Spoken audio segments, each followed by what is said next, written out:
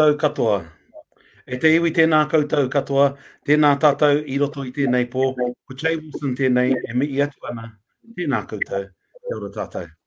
Kia ora everybody, I'm Jay Wilson, President of the Māori Party, and it's my turn to host Māori Conversations tonight. And our manuhiri tonight is Te Rua Wallace. Te Rua Wallace is from Te Arawa, Tūwharetoa, and Te Āti Haunui a Pāpārangi, and she happens to be my beautiful niece.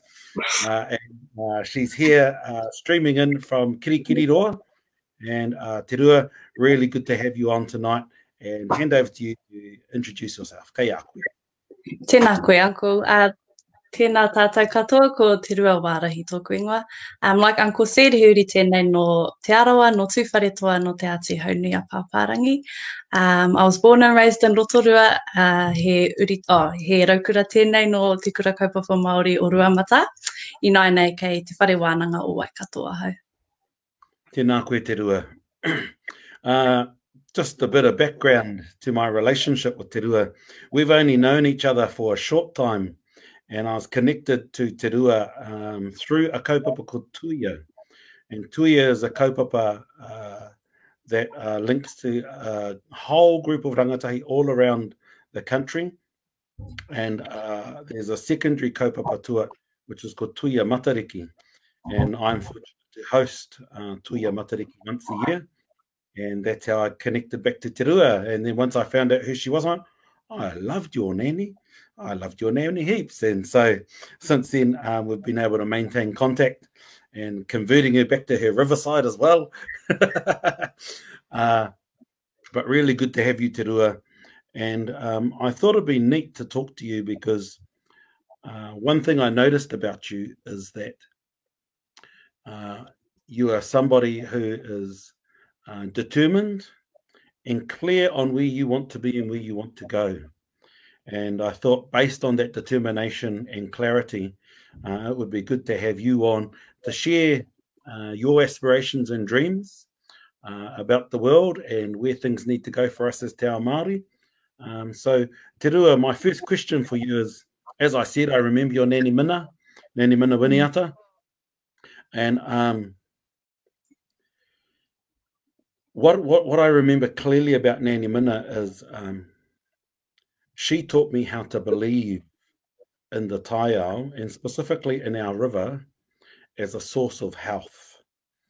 And she taught me that on the very first tiro hoiwaka because she went back to the river. She thought she was going to die, but she actually went back to the river and the river then gave her life again. And so I actually see those teachings passed on to you, whether you knew her or not, because you probably were born after she passed or you were very little when she passed. So can you talk to me about your journey in the taiao space and what you're currently doing studying? Yes, my journey in taiao, I've always had a passion for the taiao and a love for the taiao, but it really hit home when we had that kōrero at Ratana Pā, and when you shared what you knew of Nan and your memories of Nan and how she would connect with the awa and treat it like a living being and stuff. And I thought I woke up one day and just loved the taiao, and it wasn't until I connected with you that day that I realized that it's an intergenerational thing and that my Nan loved the taiao, and this is me and this is my journey and I'm meant to be in this path. So it was really from there that it really sunk in for me. The taiao has always been a part of my life. Throughout kura as well, I've always had that passion but could never link it to anything from the past. So it was from then I made that link. I shed a few tears that day as well, hearing your kōrero. And yeah, from then I knew, oh yeah, I can see myself working in the taiao for the rest of my life in whatever way that looks like. And then I decided to go to Waikato to study environmental planning. And that's where I am now, in my third year of studies. So talk to me, were you always going to go to university, or has it been something that you thought about later on? No, university wasn't in the cards. I actually was quite determined to be a fashion designer. When I was 15, I was like, yep, that's me. I'm going to be a fashion designer. I wanted to go to AUT or down to Wellington and Nanukuru. I was raised by Nanukuru, and they were like, no, you're not leaving home. Study it here in Rotorua. And after a year or two, if you still have the same drive and passion, we'll let you leave home. So 2 years in Rotorua studying that, and I was like, yeah, nah, I don't actually want to do that full time. It's not me. Love it, enjoy it as a hobby, but don't see myself doing that in the future. And that's when I did the Tuia Matariki for the year and a half, and that's also when I worked for Inez, and Inez talked to last night. So I did those two things for about a year and a half, and it was throughout that journey. Yeah, and when I met you and made that connection, that I realised that it was the taiao. That the taiao was calling, and that's my place in this earth, is to work in that field. Since that realisation about the taiao, what are the things that what calls out to you? What draws you most about the taiao? Oh, pātai pai. I think it's this. It's your pepehae. It's that connection that we have when we get up and we introduce ourselves. We say our maunga and our awa, and it's living that and walking the talk for that. Talking about these landmarks, these beautiful landmarks, but living a lifestyle that supports them. And if we realizing that if I continued the way that I was, I wouldn't have a maunga to refer back to. I wouldn't have an awa to talk about. I would just be te rua. So, just being te rua, you went to Rua Mata. So, what do you think are the key things that you gained from going to Kura Kaupapa? And Number one would be te reo Māori. Yeah, mai reo. Nanukuru were very staunch about sending me through kohanga reo and Kura Kaupapa, because that was something that they never had. So that was me off to go to kohanga reo, then to Rua Mata. And even the whanaungatanga at Rua Mata. Tuakana teina, your 18-year-olds are playing with your 5-year-olds, and it's just normal to be as one. And I think that's something, the whānau aspect at Rua Mata and throughout Oahu Matua Kura is a reflection of the taiao as well. You know, you don't see just one tree on its own or one type of tree growing here. It's abundance, and there's many different, all growing, all having their purpose and how to support each other. And that's what it was like at Rua Mata as well. Everyone had their place. Everyone had a role to play within the school. You know, everyone was auntie and uncle or nan koro. Everyone was referred to as whānau, and you looked after each other. And we still do to this day as well. They're still whānau. You can never really leave your kura kaupapa, your ahu matua whānau. Ka pai. And it definitely brings out a certain confidence. I've noticed our tamariki that go through Māori medium schools definitely have a confidence that the rest of the world, when they introduced to our tamariki that go through Māori medium, they are amazed. What's the spark, from your opinion? What's the spark that comes out of Māori medium kura kaupapa parekura? Got any thoughts on that? I think it's knowing who you are. That has to be the big thing, is your identity. Not being a toto descendant of Te Aroa. That didn't have an effect though, as I was given the foundations that tamariki need to live in our world, to live in Te Ao Māori and Te Ao Pākehā, and that's your identity, your culture, your reo. And because I was given that solid foundation by Te Aroa, I was able, once older, able to reach back out and go back to the river, go back to Tū Wharetoa, and to learn that whakapapa of mine. That's the real spark that our tamariki have when they leave kura kaupapa. They know who they are. And if they don't know who they are toto nei, they've got the tools to be able to go and find that. And they've got the connection to be able to go out there and look for that and reconnect. Cool. Tēnā koe. I think that's a really good tip, because I get a random amount of messages from people all around the country and all around the world trying to connect to the river and just to find out their whakapapa and all of that. But I think you've given a really good tip there about the fact that kura kaupapa and Māori medium schools give you those ingredients to be strong in who you are.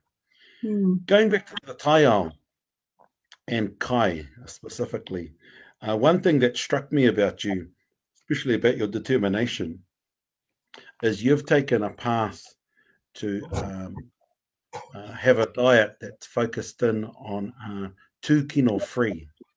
Can you talk to us a bit more about what tūkino free is? Because there's a lot of English terms, but I really like the fact that you call it tūkino free rather than the English terms that are used.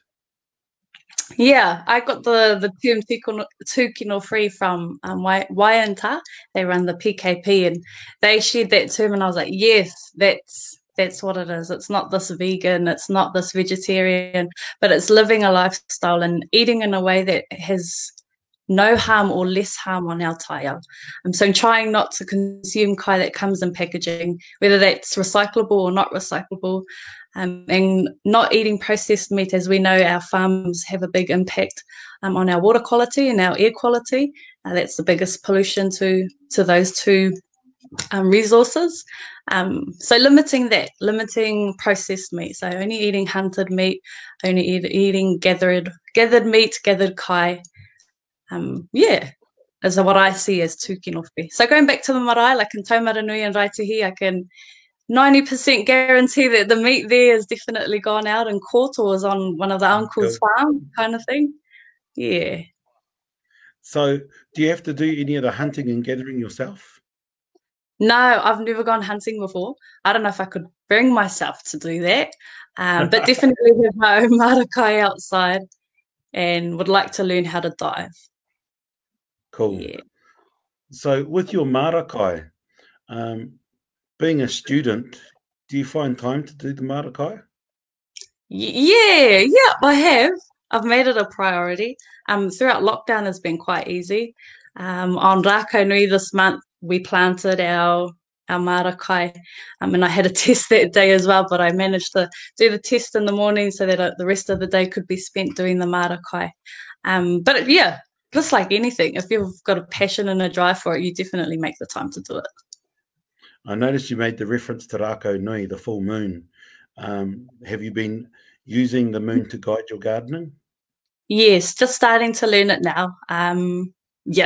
Can't really talk or say much into it, but just documenting what I'm doing, really just being a scientist of my own marakai out here and experimenting and learning for myself what works, what doesn't work, and based around the Waikato because I'm living here.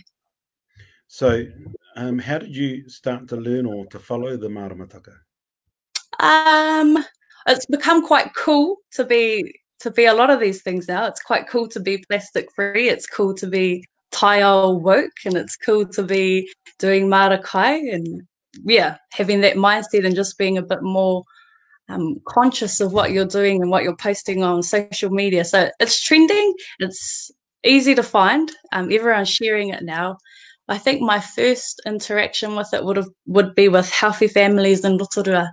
Jay Kameta is a friend of mine, and through our kapahaka rōpū as well, Te Hikuai. He would share. He would try and work our trainings around maramataka. So that was my first okay, that's the thing. Other than like other than the stories back at Kura about marama and the stories and how that influences us. And Cool. So you talk about taking notes. So I know there's quite a few people out there that are learning about the maramataka. They use a maramataka that they have, and then they start to take notes both on their feelings, what they observe, and then also different growing and all of that, and availability of kai over each night, each day, so that they can start to gather their own log for where they live. Is that what you were referring to? Referring to that, So I've just started a private Instagram where I post my marakai journey on there, taking note of whether some kai have sprouted more than other kai, and when I germinated them, when I've planted them, and also just looking at other resources out there, like our Māori ones and even our Pākehā ones and what they say about it, collating that together and then attempting it, trying it out instead of just believing what all these people are saying, what our resources are saying, but actually giving it a go, seeing if it works, and if it doesn't work, how do you, adjusting it to suit where you're living, because everywhere is different and all kai react differently to the moon, and different kai will grow better at different times of the moon phases. So yeah, documenting that, learning all of that. Yeah, that's quite cool, because I know my own case in living in Kirikiriroa as well. I've been back there for 3 years now, and just observing the seasons to help me, one, understand what's happening in the environment in Kirikiriroa, but then in the last 18 months, I've gone back to gardening, probably 12, 18 months, I've gone back to gardening myself. And definitely helps as you observe, take some notes, whether that's writing it down, typing it into a computer or a doc, whatever, or just mentally logging, yes, okay, that happened last time. Yeah, so that's really good to hear that you're doing that. I know that there's a group of people that often share. So can you talk a bit more about your sharing on the Instagram and what type of feedback you get? I don't share much. If I do share any content on there, it is Māori based most of the time. People take it well. A lot of people want to learn more. People who are doing it themselves or who have Māori or in the process of it, they're the ones who reach out to ask more pātai, to get more tips or to share resources as well, and to get to know what they're doing as well, learn from other people. Every engagement with people who are doing Māori as well is an opportunity to share and an opportunity to learn. It's not a one-sided me telling other people, but yeah, I learn a lot from everyone else as well. How big's your mara? A decent size, I guess. I'm not too sure. I didn't measure it. Just started digging. And do you get so much kai that you have to share it around, or it's enough just to feed your house? This is only my second Māori kai. My first one at a previous rental. That was a summer one, and that was enough to feed us. And I only started small, so I just started with like tomato plants and maybe a few of the greens, and that was enough for us to manage. And then moved here. We had our summer crops, and again we had abundance of tomatoes and abundance of carrots and some potatoes as well.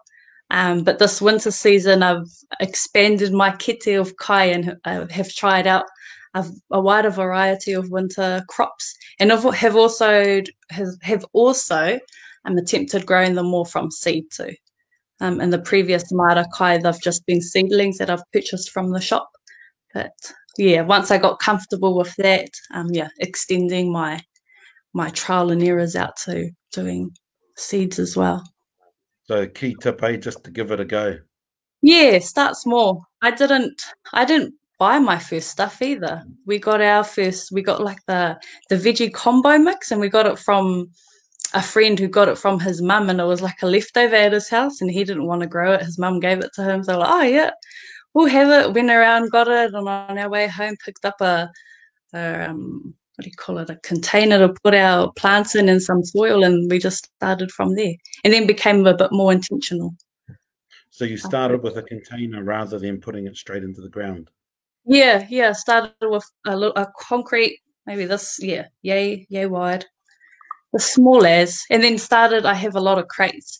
And then after, you buy your compost or your potting mix, and then you're left with the plastic bag. And I'm like, oh no, it's consuming more plastic. How do I do this? So then I would cut it up and then gun it onto the inside of my crates, and then that was another box that we had. And being students too, you don't have much money to just throw around on anything, so $8 crate from the bottle shop, and then your leftover plastic, and then you have yourself a cup. That's cool. That's really cool. Talking about being a student and the challenges of being a student, as well as the fun of being a student, What have been the big things for you in it's 2 years now, eh, you've been studying? Yes, 2 years. What are some What of a the highs and lows, or or the good things and the challenges that you've faced in student life? challenges for me would be not living in Rotorua. Like, Rotorua is a beautiful place to live. We have all the lakes. The sea's not far away. We have our hot water for winter. We have our bushwalk. So just being, yeah, in quite a very urban city has been a big change for me. It took me a while to get used to the uni language too. I had to adjust a bit to that and had a few failures before I had my successes. What But do you yeah, mean by uni language? oh, the way that maybe the high level of te reo Pākehā maybe, and just what they ask for you too when they're saying about essays and the structure and all these different terminologies that I was unaware of. And yeah, how to give what lecturers ask, that was a big challenge for me. Yeah, cool. I see a comment that some people don't try to grow a mara because they live in an apartment or they've got no land. Mm. But I think you've given an example of how you can do it in another way. Got any other tips to help people who are trying to grow gardens and don't have land? I think the growing in boxes would be the best way to do that. And if you are short on pūtea too, the crate way is definitely a cheaper option to go. You can just have it. You will want to put them on the sunniest part of your whare. So if you've got a little deck or something, yeah. And even growing your own herbs on the window too, that helps a lot. You can cut down on pūtea and grow your own marakai. Ka pai. Being somebody who's too kino free and who has a passion for the environment, people are talking about going back to normal now that we're in level 2 and as we wait for whenever level 1 will happen.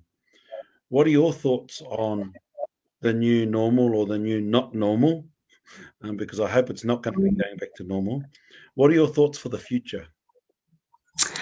Um, or where I For can the only environment. speak from, yeah, and for where I see myself going and yeah, what I'm working towards. I'd love to see people moving back to their lands and people being self-sufficient. I think that's been the biggest learning from this pandemic is that it's good to have everything that you need around you on your whenua, on your piece of land, in your rental. And there's value in that, and that spending time creating your own stuff and knowing how to do your own thing is very, very valuable. So I'd hope that in the future that's where people would start to lead from now on. And I have seen too that a lot of our the seedling places and like Mitre 10 and stuff prior to lockdown and as we were going through and they started opening up again, that they started selling out of plants and seedlings and soil stuff. So that's cool to see that people were having those whakaaro like, oh no, if the supermarket can't provide, how can I provide for myself? So I would love to see a change in that, a shift in people's mindsets into providing for themselves or providing in smaller scales as well. And that'll cut back on emissions on the taiao as well. Yeah, well, that's a key point because even because I did the shopping during the rahui, and for a few weeks there was no veggies because everybody just went in, grew veggies, and I planted some veggies at the beginning of the lockdown, and I'm already sharing the silver beet out to whānau because the silver beet, one, it's so easy to grow, but two, Mm. it went crazy because Waikato's so warm. There's a couple of people asking a bit more about who you are, and so everybody, this is Te Rua Wallace, and Te Rua is a student at Waikato University and has a strong passion for the environment and has a tūkino free position around her kai. A lot of people talk about being vegan and vegetarian and all of that, whereas Te Rua's focus is about tūkino free. One point I wanted to also ask as I'm looking through the questions is as you've moved from Rotorua to Waikato, the environment's quite different. How does that change of an environment help you to learn more about what needs to happen to do things better for the future? A change of environment for me has been good. I was too safe in Rotorua. I could not have failed or could not have learned the hard way back home. Too many people there to care for me, so I needed to move to Waikato, where I could fail and fall and put myself into a Pākehā institution as well and learn from them. So many things to learn, and I've learned a lot in my time here at Waikato, and I've still got 2 more years to go. It's helped a lot. It's set me in my path. It definitely has inspired me and has shown me where I see myself working in the taiao, because the taiao is such a big topic, and you can see yourself working in many different fields within it. But I do see myself working as a planner, but would love to see a change in working within a team that would see a shift in the way that we treat our taiao and how our taiao is positioned within the political field. And would love to see how we have on our awa, the human entity our awa have, would love to see that for the whole of our whenua, just as Bolivia has with the Pachamama law. So talk to me about what's happening internationally. Well, Pachamama, like I remember going to an environmental kaupapa hosted by Evo Morales in Bolivia. About 10 years ago. Oh, yeah. And hard case, typical Māori turn up, and there's some more Māoris there. It was Mike Smith and Heneka Mako. So it's good to see them. But I've always followed Evo Morales. Why do you like the Pachamama concept? Oh, it's beautiful. It puts Papatūānuku at the centre of their political decisions. Like everything that gets passed has to go through that law. Everything has to be of some benefit or cause no effect on the taiao, and that's beautiful. Like I was like, there should be no other way. Like there's nothing more to say but that. Like, yeah, that's the way to live. So in your environmental studies, are there any other countries doing some cool things that you've come across so far? We've touched on a few other countries, like in India, they've got, they followed Wanganui, and they've got their awa with a human entity as well. But another one that is cool and inspiring is what's going on in Russia, and they've got I shared an article earlier in the week, and their government gives out free plots of land to their residents to encourage them to grow their own marakai. And there's about nearly 50% of Russia's veggies and huarako is grown from backyard whenua, from people, individual whānau themselves. And they provide kai for their own communities instead of importing internationally or growing things on a mass scale that deplete the taiao from its nutrients. So that's another beautiful example of how to live more sustainably and how to be more conscious with the taiao. That is pretty cool. I know in cities like New York and San Francisco that you'll have a number of suburbs where they grow a lot of their kai out of their windows where there's no balcony, or on their roofs, and all of those different types of examples. And then they sell it locally to all of their restaurants, eat it themselves, but also sell it locally. And so there's a whole movement around the world, especially in the urban areas where they're growing on the roofs of high-rise buildings and all of that, because it's so hard to find space for kai. I'm mindful of our time, Te Rua. So as you look to the future, and you've got, what, a year and a half before you finish university? Yeah, 2 years to go. 2 years? So where do you want to move? What are the things that you'd like to see as you enter into the workforce? Hopefully move to my 3 acres of land. after I study, get my marakai going. And in the future, I'd love to see that everybody providing for themselves, living on their own lands and valuing being able to create your own kai and live sustainably within your community. Ka pai. Nō reira te rua, tēnei te mihi kau atu ki a koe. Mau I whakai mai ki auru atu uru mai, ki roto ki tēnei o ngā kaupapa, Māori Conversations. Any closing words? Kia Māori e tino hoi te iwi. Tēnā koe. Nō reira, noho ake rā e te iwi me ngā manaakitanga ki runga ki koutou. Tēnā koutou, rire rire hau, pai mārire.